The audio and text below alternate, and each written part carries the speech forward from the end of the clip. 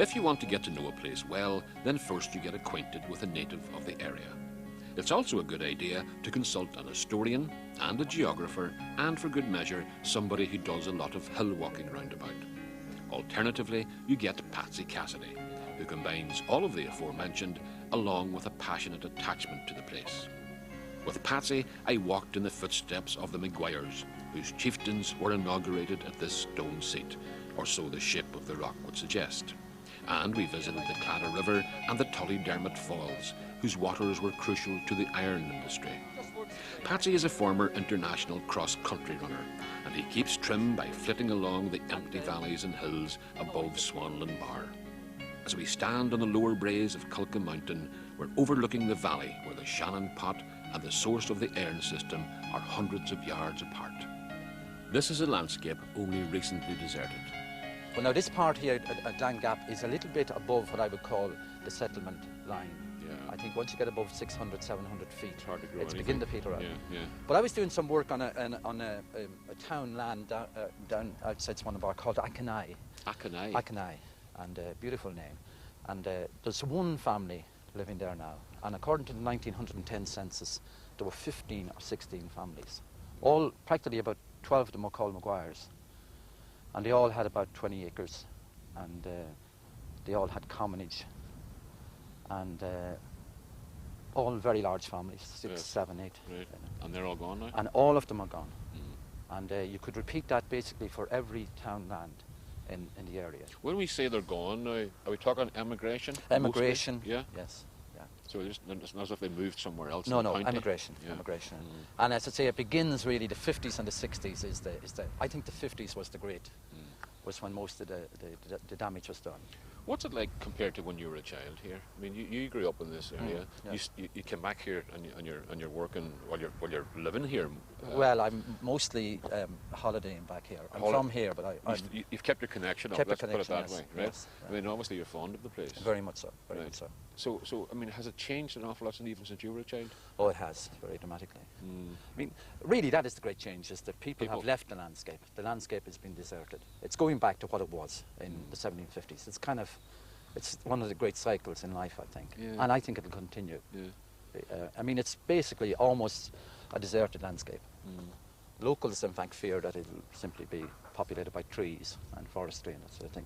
But a typical thing around here, I mean, when a farm, if you get any farmers who are left here who are farming 30, 40 acres of land, when they disappear, that way of life disappears with them.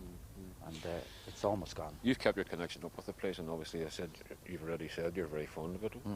What's the nature of that attachment? I mean, is it the landscape itself, or is it just family ties, or Well, a bit of both. I think the something else? landscape itself. Yeah.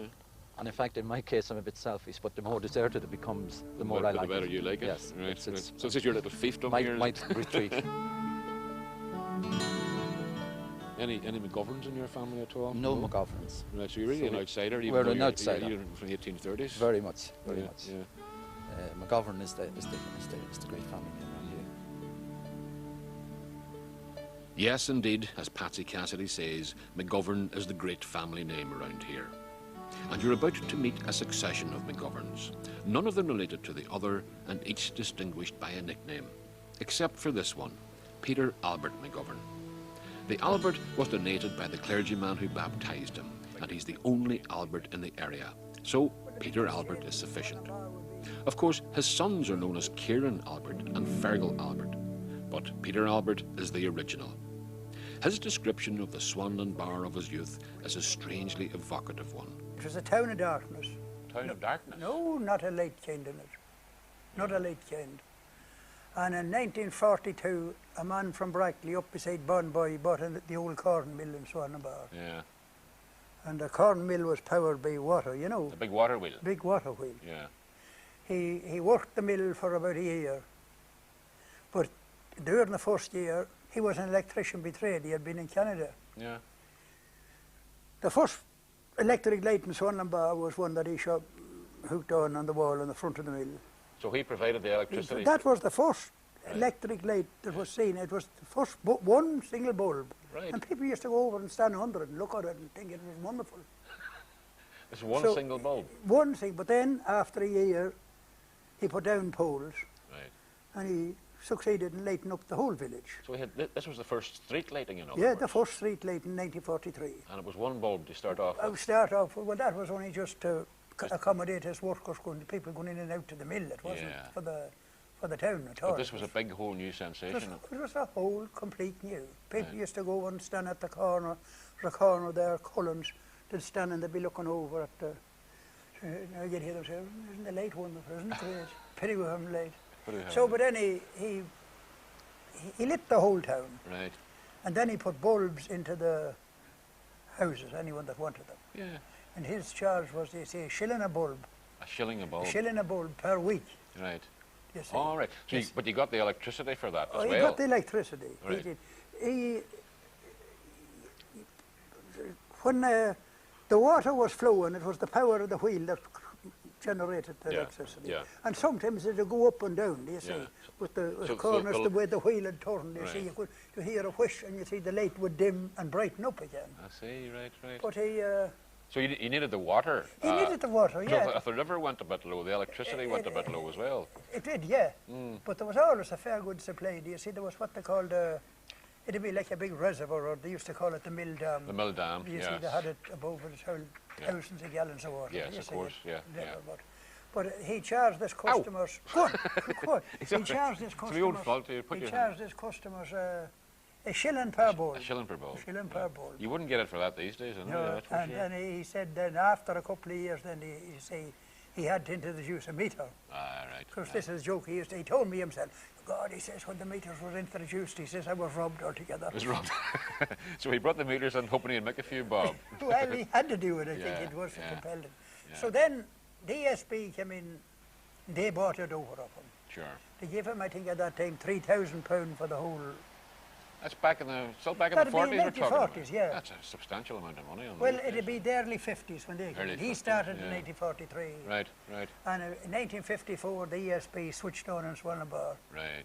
11 years after he started.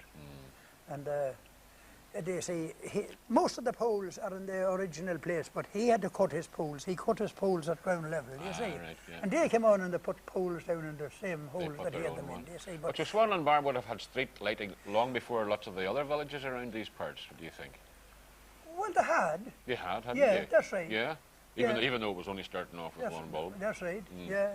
1943, but then his lights went out at 11:30 at night. All right, you had And then there used to be a great cry with him. You see, there'd be a dance in the hall on a Sunday night, and they'd be going into the reading with him to leave the light lit till 12:30. Leave the light on a bit longer. A bit longer.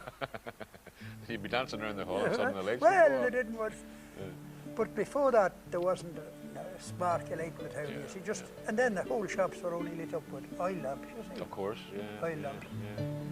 Needless to say, Peter Albert and I whiled away the rest of the rainy afternoon in similar entertaining vein.